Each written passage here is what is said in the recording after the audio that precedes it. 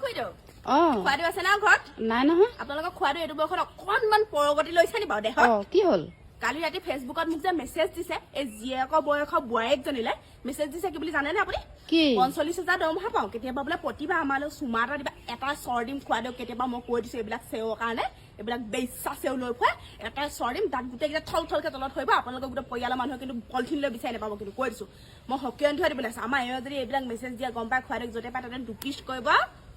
উটুৱাই দিব পানীত আৰু মইতো য'তে পাওঁ তাতে এটা ভুকু দিম কণী পাৰি যাতে গম পাইছে নাই আপুনি কি চুমা এটা দি মতাটো সুখ দিব নাই তেওঁ যে সেই জাকে ফেচবুকত মেছেজ দিছে আজি মই বুলিহে নাহিলো 45,000 দৰমহা সুখ ল'বলৈ বেলেগজনী আহি যদি তপচকে ঘৰ সোমাই দিয়ে চুমা দি পেলাই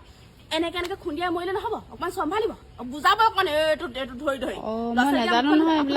আপুনি আজলি ঘূৰি আপুনি আজলি ঠগিব বেলেগ আনি পেলাই ভৰাবহি খাব সতিনি ভাত কৈ দিছো আৰু মোক যদি নেক্সট টাইম এনেকুৱা মেছেজ দিবলৈ হয় নহয় বংশে ধৰা ধৰি বখলাই পেলাম আকৌ চিনি পোৱা নাই